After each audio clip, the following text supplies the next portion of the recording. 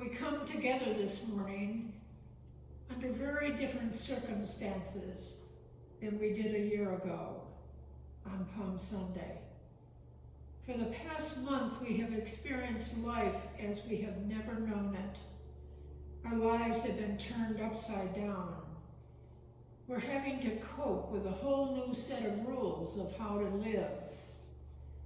The news is staggering. Thousands of people are dying all over the world. Doctors and nurses scramble to save people's lives.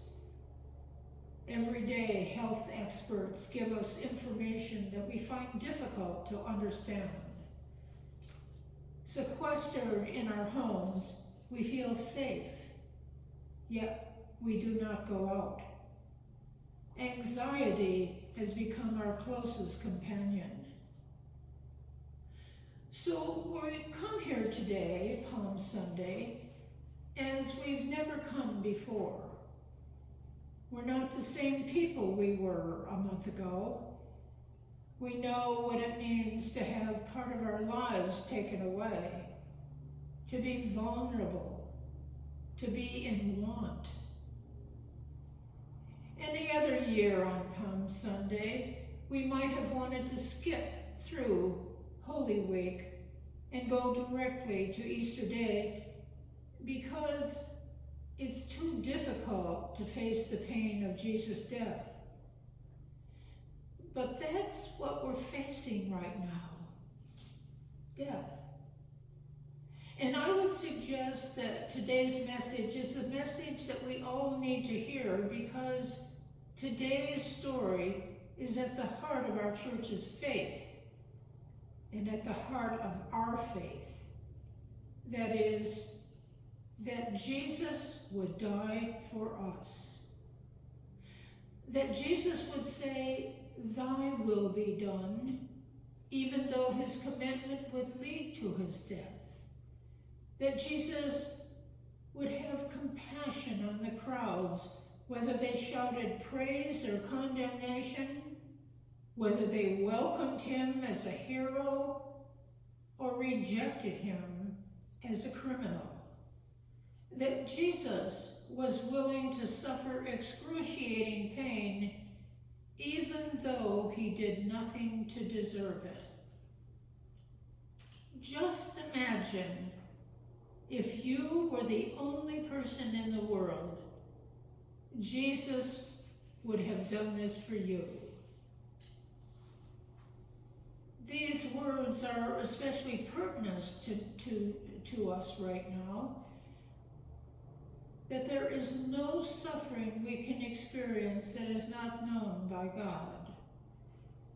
There is no heartache we can face that Jesus cannot touch. No temptation we can face that Jesus cannot strengthen us against. No burden to carry that Jesus cannot remove. No wounds we have to bear that Jesus cannot heal. No loneliness we can feel that Jesus cannot be there with us. The cross means there is nothing we can face right now that Jesus himself did not face. When we walk through the valley of the shadow of death, Jesus is beside us. When someone is afflicted with COVID-19, Jesus is there. When we feel anxious or alone, Jesus is with us. The story of Holy Week is a story of love. Jesus loved us so much that he gave his very life for us. And in return, we are asked to love too. What can we do as individuals or as a parish community that we can offer to God and make holy?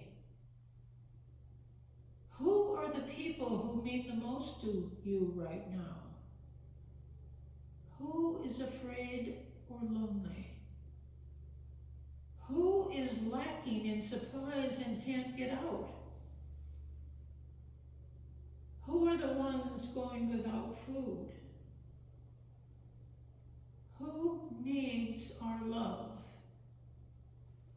How can we make what we have an offering to God and a thanksgiving of gratitude? The Bell Telephone Company had a catchy commercial back in the 70s that said, "Reach out and touch someone." It was their way of getting people to use their telephones more often. Well, we can't physically touch anyone right now, but we can call people or send them email messages and let them know that we are thinking of them and that we care about them. Putting ourselves into the story today can touch us deeply. We can hold on to the hope of Easter as we live into the events of Holy Week, as well as what's going on in our lives right now. May all that we have be made holy, and may everything we have and everything we do be pleasing to God. Amen.